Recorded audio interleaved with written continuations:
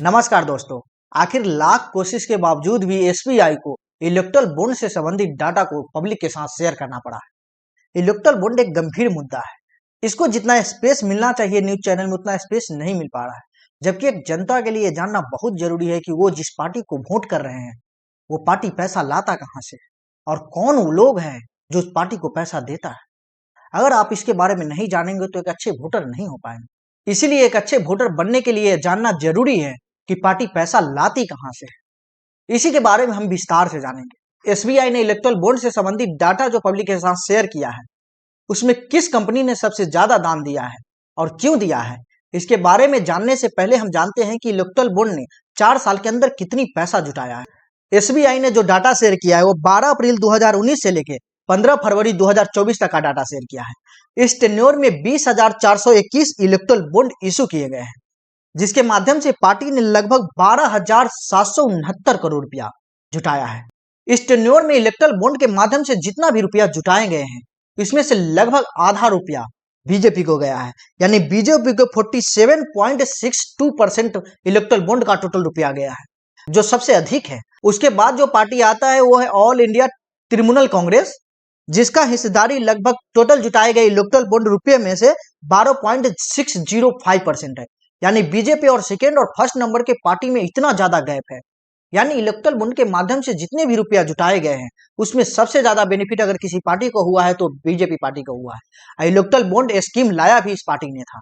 इससे यह शक गहरा होता है कि कहीं बीजेपी अपने पार्टी के बेनिफिट के लिए इस तरह के स्कीम तो देश में नहीं लाए थे। ये वो सवाल है जिसका जवाब मिलना बाकी है। हम अब दूसरे तरफ चलते हैं और जानते हैं कि कौन वो व्यक्ति और संस्था है जो इलेक्टोरल बॉन्ड में दान किया है और सबसे ज्यादा दान किया है। अभी तक जो डाटा सामने आया है उससे पता चलता है कि लगभग 1300 कंपनी ने 12,769 करोड़ रुपया से अधिक दान किया है। कंपनी कौन है जो इतने बड़े मात्रा में पॉलिटिकल फंडिंग कर रहा है, इसके बारे में जानने से पहले हम जानते हैं कि सबसे बड़ी कंपनी कौन है जो सबसे ज्यादा रुपया दिया है। सबसे ज्यादा डोनेट करने वाले company Coimbatore based future gaming and hotel service private limited है, जिसने लगभग 1,368 करोड़ रुपया पॉलिटिकल पार्टी को दान दिया है।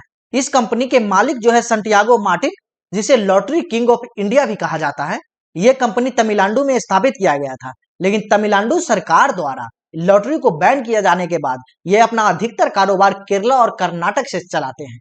यह कंपनी लगभग 13 स्टेट में अपना कारोबार चला रहे हैं। यह कंपनी भारत के सबसे बड़ा लॉटरी कंपनी होने के बावजूद हमेशा सीबीआई और ईडी के रडार पर रहा है। यह कंपनी पर ईडी ने आरोप लगाया था कि यह कंपनी इनलीगल कारोबार करता है। ईडी ने न सिर्फ इस कंपनी पर बल्कि सैंटियागो मार्टिन के सन इनला के कंपनी पर भी सर्च किया था और सैंटियागो मार्टिन से मनी लॉन्ड्रिंग के बारे में कितना बार पूछताछ भी किया जा चुका है।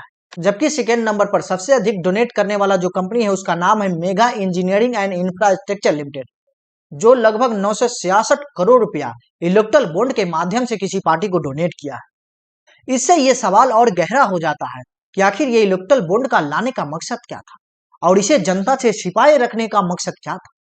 हम एक जनता के तौर पे ये जानना बहुत जरूरी हो जाता है कि आप जिस पार्टी को वोट देते हैं वो पैसा कहां से लाता है और पैसा कैसे आता है। क्या कौन लोग हैं जो इसे पैसा दे रहे हैं, क्या वो पैसा देने के माध्यम से किसी बेनिफिट का फायदा तो नहीं उठा रहे हैं। इस सभी सवाल का जवाब है जो अभी मिलना बाकी है। लेकिन एक और सवाल खड़ा होता है कि आखिर इलेक्शन इतना महंगा क्यों होता जा रहा है। एक साधारण आदमी जो लोकतंत्र में अपनी वोट का उपयोग करता है, क्या वो इस देश में उसी माध्यम से चुनाव लड़ सकता है। हमें लगता है कि इस देश में चुनाव इतना महंगा होता जा रहा है कि एक साधारण आदमी सिर्फ एक वोट देने का माध्यम हो गया है, वो कभी रिप्रेजेंटेटिव नहीं बन सकता। अगर कोई साधारण व्यक्ति सिर्फ एक वोट डाल सकता है और वो रिप्रेजेंटेटिव नहीं बन सकता तो ये खतरनाक प्रथा है। हमें इसको रोकना होगा और इलेक्शन को साधारण व्यक्ति के लिए सुटेबल बनाना होगा।